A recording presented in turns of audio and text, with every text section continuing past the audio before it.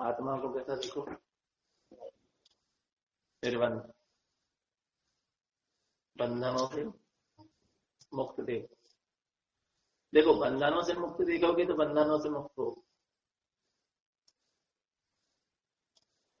और बंधनों से युक्त देखोगे, बंधन सहित देखोगे तो बंधन ही बनते चले जाओ। जो शुद्धता को लखे वह शुद्धता को प्राप्त, जो शुद्धता को लखे वह शुद्धता को प्राप्त। समझदार क्या है? जो शुद्धता को लगता है वह शुद्धता को प्राप्त होता है, जो शुद्धता को लगता है वह शुद्धता को प्राप्त। अपने आप को बंधनों से मुक्त देखो, तब तो बंधन से मुक्त होने का प्रसार चलेगा। बंधन ही वाला मान लोगे अपने आप को तो बंधनों से मुक्त होने का प्रसार कहां चलेगा? और बंधनों से मुक्त होने का पहला प्रसार तो यही कि तुमने अपने आप को निर्बंध देख लिया। निर्बंधन स्वीकार कर लेगी, तरफ कर्म अकर्म नो कर्म के बंधनों से मैं मुक्त हूं, ऐसा मेरा स्वभाव है। भाई अभी वर्तमान में कर्म अवस्था में बैठा है, पर मेरा आत्म प्रदेश कोई बंधनों में बंधे नहीं है, मुक्त ही है। मेरा ज्ञान बंधनों में बंधा है? नहीं बंधा। मैं ज्ञानमयी हूँ, आत्मा ज्ञानमयी है, और ज्ञान को बंधन में कौन मान सकता है? किसने बांधा? ज्ञान को बंधन में किसने बांधा? किसी ने नहीं बांधा, बांध ही नहीं सकता।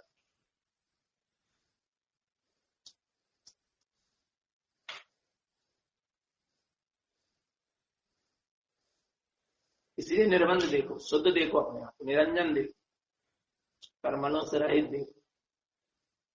शुद्ध देखोगे तो शुद्धता की ओर बढ़ो, और अशुद्ध देखोगे तो अशुद्धता की ओर ही बढ़ो।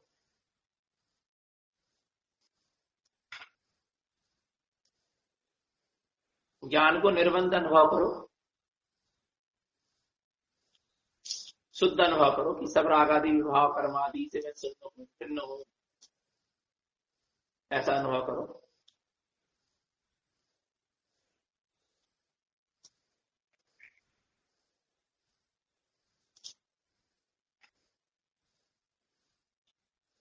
देखो आत्मा को शुद्ध रखो और उस शुद्धता में लीन होते जाओ, उसको पकड़ लो। अपनी निर्बंध सत्ता को, अपने चैतन्य तत्व को, ज्ञानमयी सत्ता को क्या कर लो? पकड़ लो ज्ञान, और बस उसको पकड़ के फिर आगे बढ़ते चले जाओ। ये ऐसा मेरा स्वरूप है, फिर उसी में लीन होते जाओ तो क्या हो जाएगा? पर्याय प्रकट, शुद्ध पर्याय भी प्रकट हो जाएगी, निर्बंध अवस्था भी प्रकट हो, स्वभाव तो निर्बंध है पर दशा भी निर्बंध प्रकट हो जाएगी।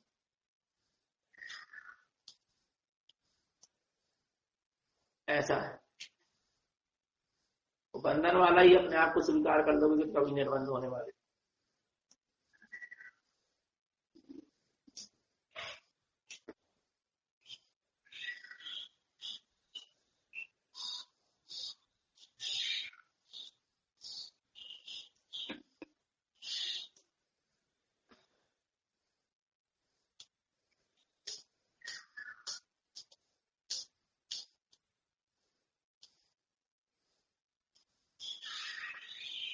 बड़ा सूक्ष्म विषय है हमारा।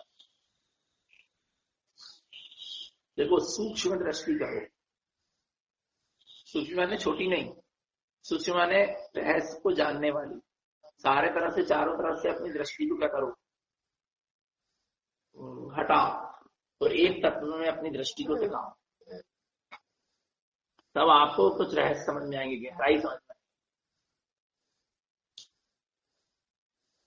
दृष्टि को चारों तरफ से समेटो और अपने तत्व की खोज में ही अपनी पूरी दृष्टि को लगाओ, अपनी शक्ति को लगाओ। जो दर्शन ज्ञान की शक्ति है, जो दृष्टि है, जो उपयोग है, वो शक्ति है आत्मा, उसको अपनी खोज में ही लगाओ। अपन अभी पूरी दृष्टि को किसकी खोज में लगा रहा है? ये जीव पर की खोज में लगाओ। ज्ञानियों ने अपनी दृष्टि को, अपनी शक्ति को, अपने ज्ञान को अपनी खोज में लगाया। तो आज देखो ना आप, कितने बड़े बड़े ग्रंथों की रचना हुई, कितने रहस्यमय चीज अपन को पता चल गई। कहां से पता चलती? ज्ञानी ने अपनी दर्शन ज्ञान की शक्ति को, अपनी दृष्टि को, अपने उपयोग को अपने में लगाया, सूक्ष्म करते गए, सूक्ष्म करते गए माने चारों तरफ से समेटते चले गए और अपने में पहुंचाते चले।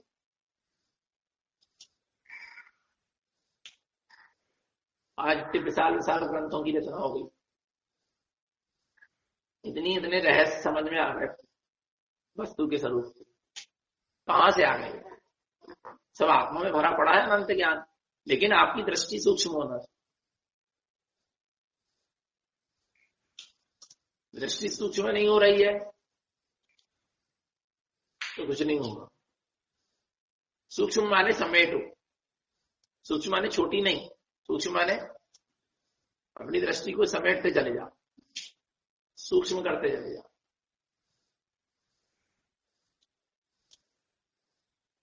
जैसे अपन को कोई 10 चीजें रखी सामने, वो पहले वो नहीं, वो 10 चीजें सामने रखी हैं, तो आपको एक चीज में अपने दृष्टि को टिकाना है। तो कैसे टिकाओगे? दृष्टि क्या करना पड़ेगा? सूक्ष्म चारों तरफ से दृष्टि हटाकर बस उसी पे केंद्रित करना पड़ेगा, तब वो चीज झलकेगी, समझ में आएगी। ऐसी दृष्टि को सूक्ष्म करके चारों तरफ से समेट के अपने तत्व में अपनी दृष्टि को टिकाओ। दृष्टि चारों तरफ फैली रहेगी तो कभी कल्याण नहीं होगा।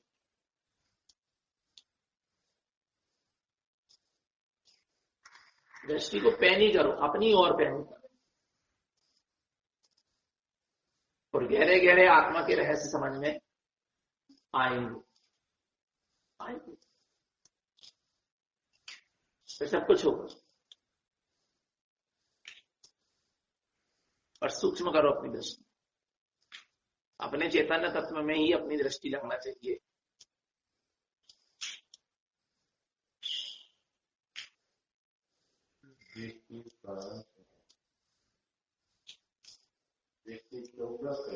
हाँ,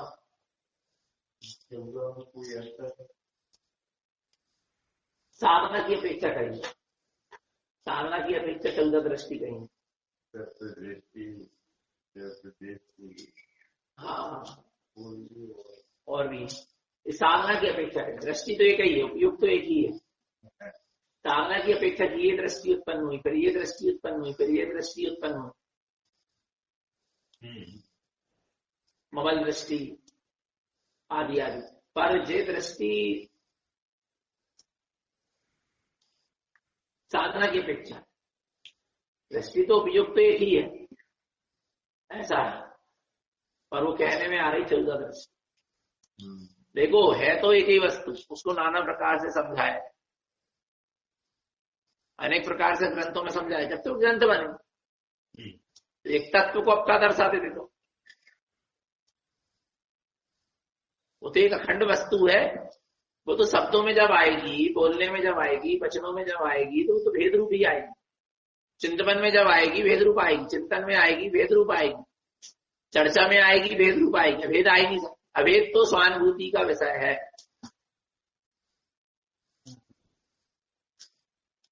बाकी तो जितना है, अपन जितनी चर्चा कर रहे हैं, पढ़ रहे हैं, ग्रंथों को पढ़ रहे हैं, ये सब भेद रूप ही है। निश्चय व्यवहार का कथन कर रहे हैं, ये सब भेद रूप ही है, अभेद नहीं। अभेद तत्व अभेद है, और अभेद तत्व का अभेद तत्व कैसे जानने में आएगा? स्वानुभूति के द्वारा ही अभेद तत्व जानने में आएगा। इसके अलावा कोई ऐसी चीज नहीं कि वो अभेद तत्व को अनुभव में ला, जानने में ला दे।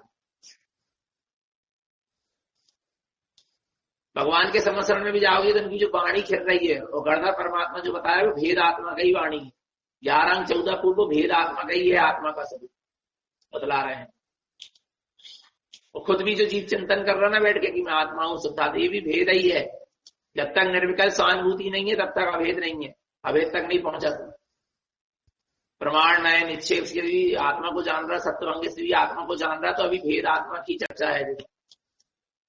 अभेद तत्व तो अनुभूति, निर्विकल्प अनुभूति में ही झूलेगा। निर्विकल्प स्वानुभूति चाहिए अभेद तत्व में पहुंचने के लिए।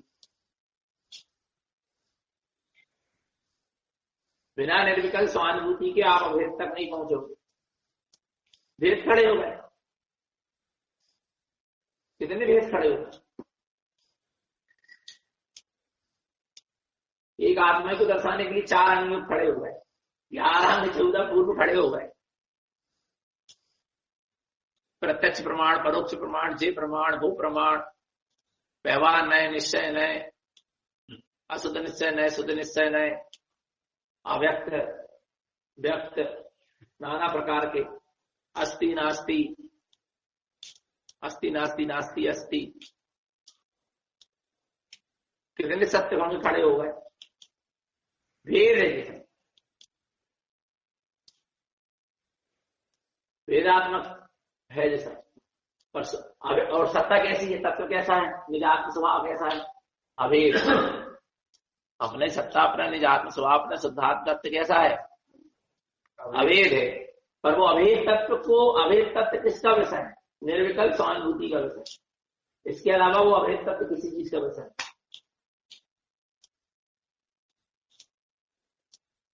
निर्विकल्प स्वानुभूति में ही वो अभेद तत्व की अभेद अनुभूति होगी। बाकी तो सब भेद ही भेद चल रहा है। आत्मा सम्यक दर्शन में, सम्यक ज्ञान में, सम्यक चार भेद ही है जी, अभेद थोड़ा है। यदि तीन अलग अलग दिख रहे हैं, अभेद को व्यक्त कर ही नहीं सकते, अभेद को आप व्यक्त नहीं कर सकते। फिर भी महानता देखो कि उस अभेद तत्व को भेद करके बतलाना बड़ा कि जीव अभेद तक पहुंच जाए, पर जीव लग गया भेद ही भेद करे, नहीं लग गया।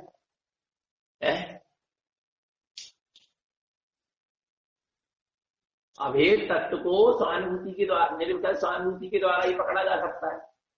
पर उसने अभेद तत्व को निर्विकल्प सहानुभूति के द्वारा तो पकड़ा जा सकता है, लेकिन अब उसके लिए नाना प्रकार के ग्रंथों की रचना हो गई, जीव अभेद तत्व तक पहुंच जाए। लेकिन अब ग्रंथों में भेद करके ही तो कथन किया जाएगा ना, तो वो भेद ही में जीव क्या हो गए, निर्वाणी का स्वाध्याय करके भेद में ही अटक गए। जबकि वो भेद में अटकाने के लिए जन्मचन नहीं थे, अभेद तक पहुंचाने के लिए जन्म।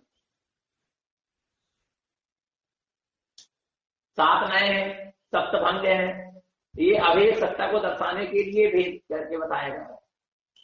पर जीव वो अभेद तक तो पहुंचा नहीं, नयों में ही अटक गया, भेदों में ही अटक। चारों अनियोग अभेद सत्ता तक पहुंचाने के लिए, अभेद सत्ता की निर्विकल्प स्वानुभूति कराने के लिए। लेकिन जीव वो चारों अनियोग के भेद में क्या हो गया, अटक गया। आप क्या समझ,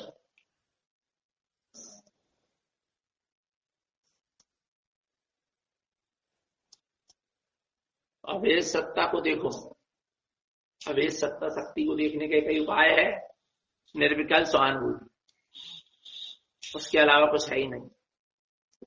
और सारा भेद समाप्त करना है आपको,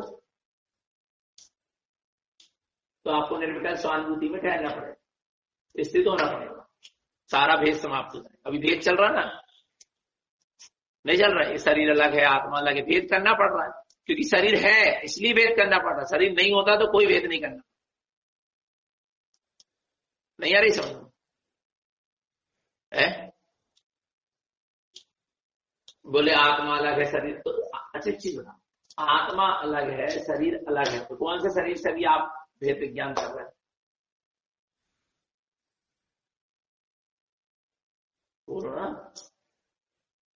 भेद विज्ञान तो ज्ञान से, अरे ज्ञान से तो हो रहा है, पर अभी आप कौन से शरीर से भिन्न भाषित कर रहे हैं?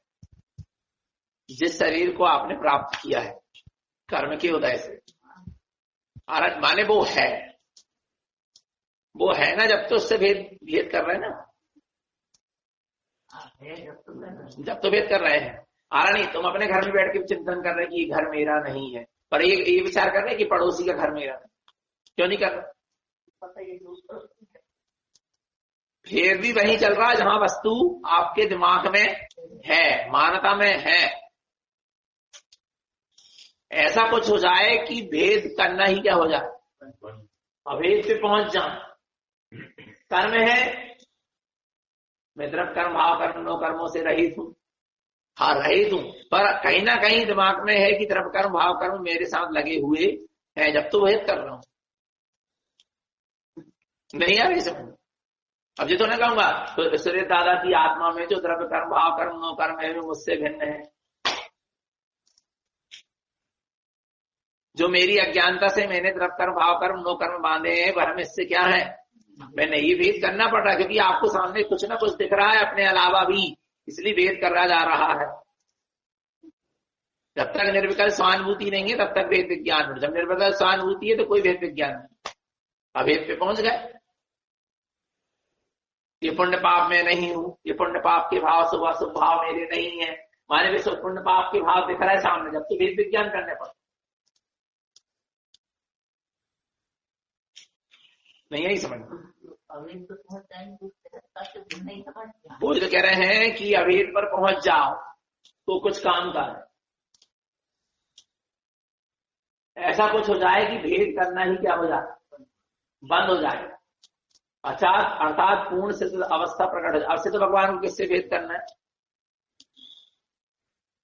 बोलो ना। नया अतीत हो गए, उनमें आप कौन सा नया लगाओ, क्या लगेगा वहां, कुछ नहीं लगेगा। निर्विकल्प स्वानुभूति में डूबो और उसमें ठहरने का प्रसाद करो तो सारा भेद करने का समाप्त खत्म हो, भेद करने की आवश्यकता ही नहीं आ रहा समझ।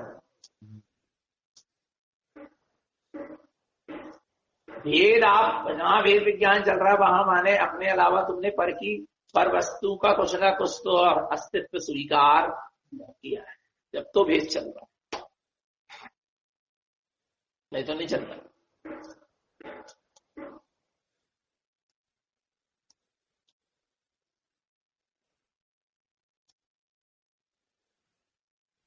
ऐसा भेद तो अभी चलेगा ना, चलेगा ना। वो जो कह रहे हैं निर्विकल्प सहानुभूति यही अभेद है, बाकी इसके पहले तक तो भेद विज्ञान करना पड़ेगा। तो होता है, सहज होता है, चलता रहता है, लेकिन अभेद में पहुंचना ही श्रेयकर है। और ऐसी दशा उपलब्ध हो जाए, अभेद निर्विकल्प सहानुभूति में अभेद झलकेगा और निर्विकल्प सहानुभूति में ठहर जाओगे, स्थित हो जाओगे, सिद्ध अवस्था प्रकट होती, तिरकल का काम का भेद ही नहीं करना पड़ता। क्या का भेद करना, भेद ही नहीं करना, अभेद पे पहुंच गया।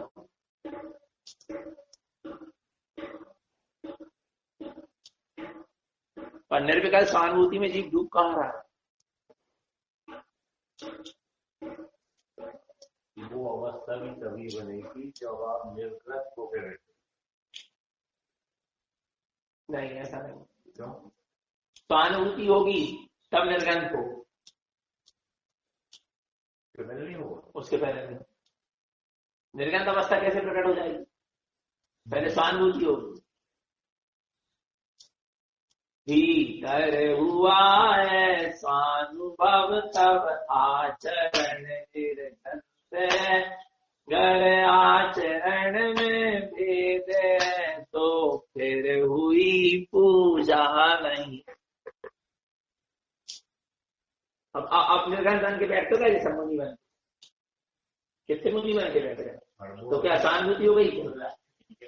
वो तो कह रहे हैं कि सहानुभूति तो पहले ही प्रकट हो जाएगी, फिर निर्गंध अवस्था पर, तब उसमें निर्गंध अवस्था में सहानुभूति की स्थिरता हो।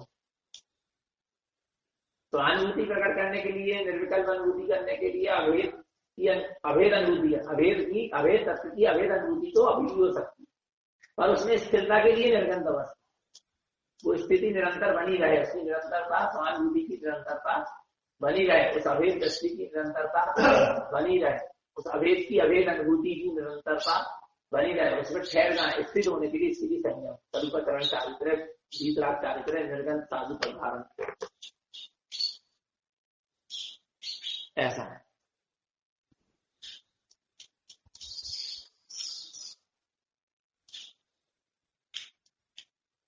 इसलिए कह रहे हैं जितने प्रपंचों से बच सको क्या करो, बचो। नहीं आ रही समझ, जितने प्रपंचों से बच सको बचो, अपने उपयोग को जितना समेट सको समेटो। इसलिए तो व्रत नियम संयम ली जाती है, उपयोग सिमट जाए, उकड़ इधर उधर ना जाए। अपन संयम की मर्यादा में बन गए, अब जितनी अपनी मर्यादा रखी है बस उधरी तक अपना उपयोग जाएगा, उससे बाहर नहीं जाएगा। पर असंयमी का तो उपयोग नाना प्रकार से नाना वस्तुओं में जा रहा है, नहीं जा रहा। हाँ ऐसा है।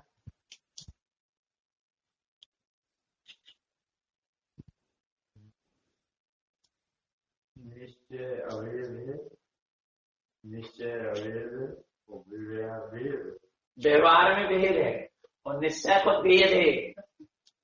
निश्चय भेद नहीं है, निश्चय खुद एक क्या है, निश्चय अभेद है, निश्चय में अभेद, निश्चय में है तो अभेद है, पर निश्चय खुद एक भेद। व्यवहार और निश्चय दो भेद नहीं होगा, निश्चय खुद एक भेद है, पर निश्चय जब जीव निश्चय में ठहरा है तब क्या है? अभेद। निश्चय का कथन भी व्यवहार हुए। निश्चय जोड़ना है, मैं आत्मा शुद्ध हूं, ये निश्चय का कथन है, पर ये व्यवहार ही तो है। कथन कथन व्यवहार, और आत्मा जो शुद्ध है उसकी शुद्ध जो अनुभूति होने लगी, जो वहां क्या है? निश्चय। ये है। और आत्मा की शुद्ध अनुभूति जो हुई ना, शुद्ध अनुभूति जो हुई वो व्यवहार है। और जो आत्मा जो शुद्ध है उसका स्वरूप वो निश्चय है। ऐसा है।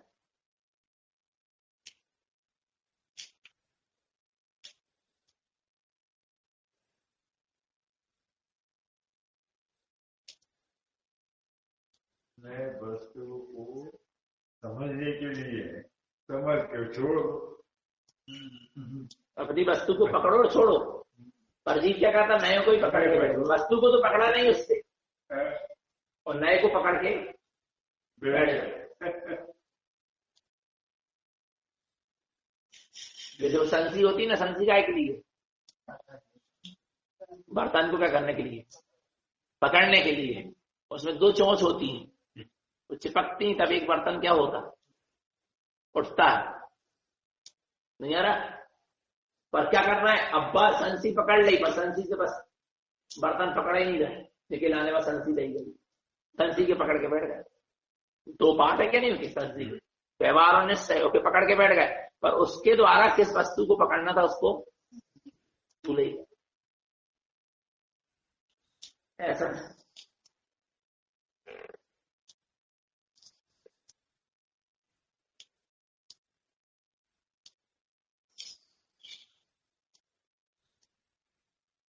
हम बताएं, पहले ना बहुत अच्छा समय था। पहले पूरा जो भी जोर दिया जाता था ना धर्म के मामले, अपने स्वभाव के कल्याण, अपने आत्मा के कल्याण में जोर दिया जाता। और आज पूरा जो जैन धर्म हो गया ना, वो प्रचार आत्मा को, प्रचार, जैन धर्म के प्रचार में जोर दिया।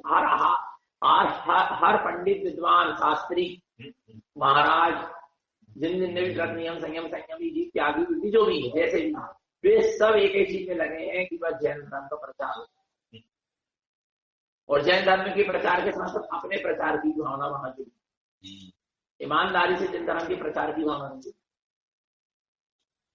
वैसे रत्नत्रय की आराधना होती, 4 आराधनाएं होती। प्रचार, प्रभावना नहीं जा रहा, प्रचार की, और साथ में अपना अपना प्रचार भी वहां कहीं ना कहीं लगा हुआ, बहुत चीजें लगा हुआ। आप क्या सोचते? प्रत्येक साधु संत चाह रहा कि मेरे पास बहुत सारे मेरे फॉलोअर सुने, मैं भी अच्छे अच्छे ग्रंथों की अध्ययन कर करके अच्छी अच्छी बातें सबको बताऊं।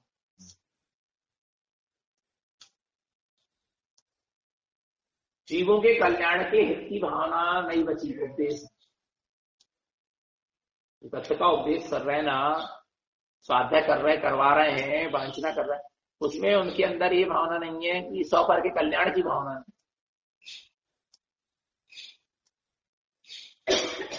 ऐसा है। वो पहले जो उपदेश देते थे उनके अंदर में 100 पर के कल्याण की क्या होती थी, भावना समाई होती।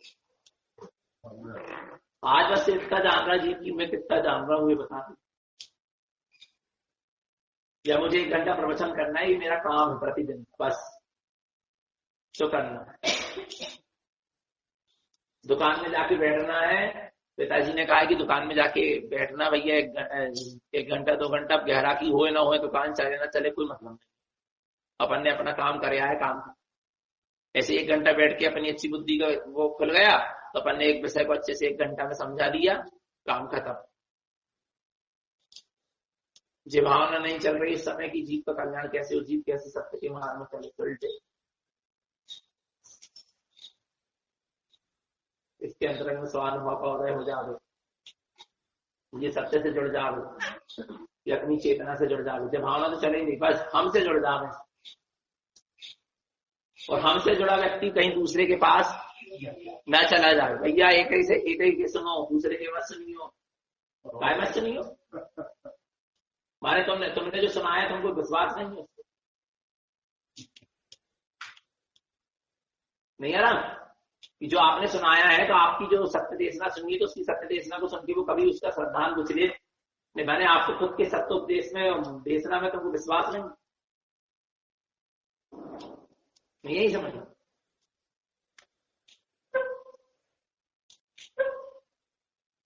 एक दूसरे की मत सुन लेगी, नहीं तो कहीं वहीं के ना हो जाओ। है विचार करो।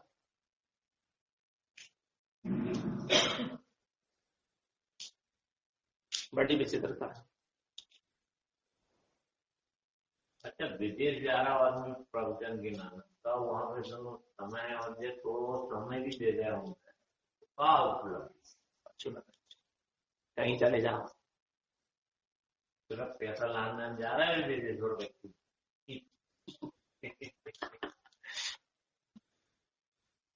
अरे हम तो कह रहे तुमने सत्योपदेश दे दिए ना, और इतने दिनों से दे रहे हैं, व्यक्ति के अंदर यदि श्रद्धान पक्का हो गया है उसको तो छुट्टा छोड़ दो, कहीं चला जाए, कुछ नहीं होगा। माने तुम्हें खुद पे विश्वास नहीं है, खुद के ज्ञान पे विश्वास नहीं है, खुद के उपदेश पे विश्वास नहीं है। होनार होगी तो आएगा लौट के। बिल्कुल। आप क्या सोचते? वापस से कहा उड़ना हाँ, सत्य से छोड़ दो, छोड़ दो, कहीं चलो जाए फिर वो।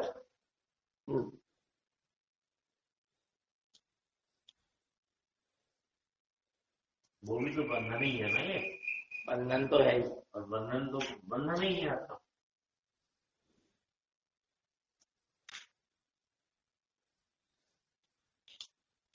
हम तो कभी नहीं, हम तो सबकी सुन, तुम्हें खुद समझ में आ जाएगा सही, लोट लाट के तुम्हें आओगे कहीं।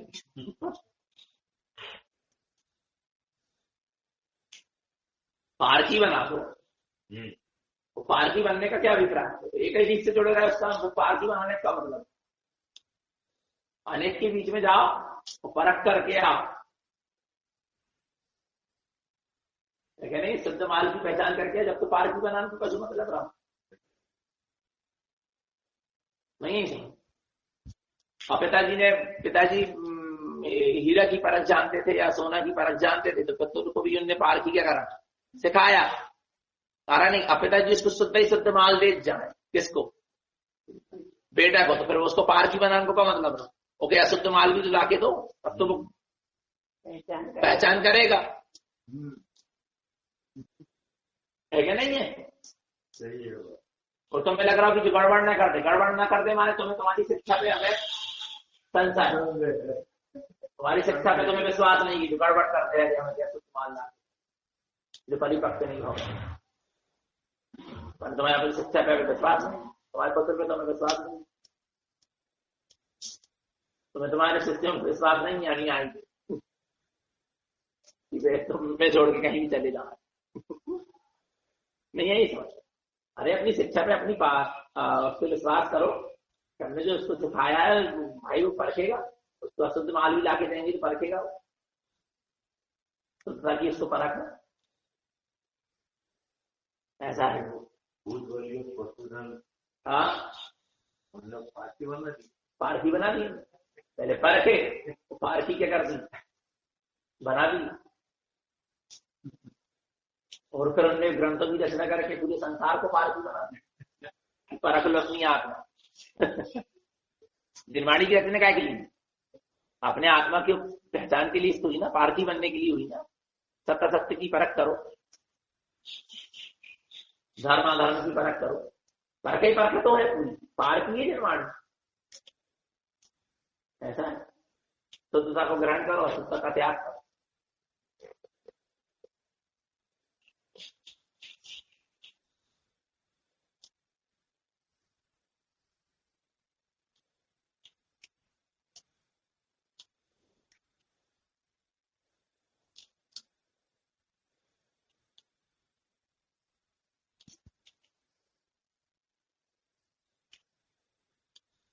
ज्ञान के जीवों के अंदर इतना बैठ जाए कि ये सत्य और ये सत्य, इतना ज्ञान जागरूक हो जाए, बस इतनी परख उसको आ जाए क्या सत्य और क्या सत्य, बस फिर वो कितना कछु भटके कछु करे वो सब समझ जाए, क्योंकि उसको पता है कि क्या सत्य और क्या असत्य।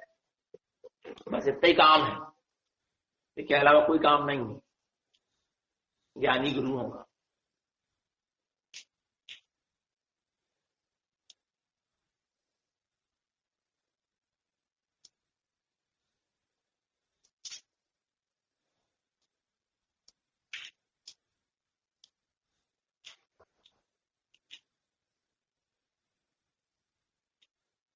पर इतनी प्रसन्नता है कि व्यक्ति को जितने भी जुड़े हैं सब कितनी परख तो क्या सही और क्या गलत, वो खुद के विषय में भी भलाई नहीं सुधर रहे, नहीं सुलट रहे, नहीं उत तो चल पा रहे, पर पता नहीं कि हमारी गलती यहाँ ज्ञान में सब झूल रहा, यहाँ हम गलत है यहाँ सही है, हमें दोनों गलत कर रहे हैं दोनों सही, सबके पता है।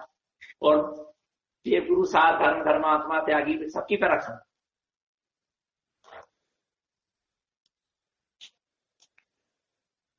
पर जय ये बस इतना विवेक रखना चाहिए कि परख अपन ने अपने श्रद्धान के लिए की है, विवाद के लिए परख नहीं, किसी के विरोध के लिए परख नहीं की।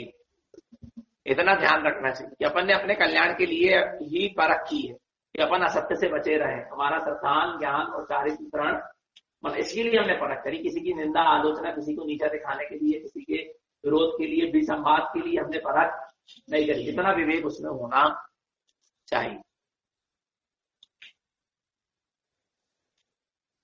ये गुण है तो फिर तो वो आगे बढ़ेगा ही नहीं।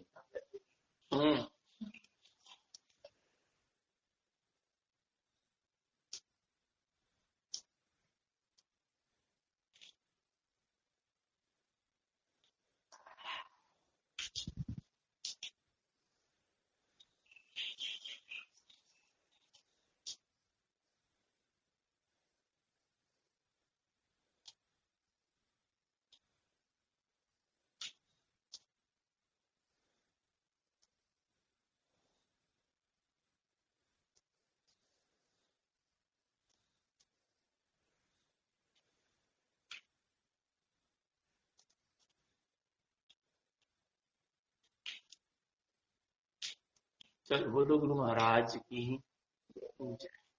कहाँ है बुद्धि के पेपर लाल ममता क्या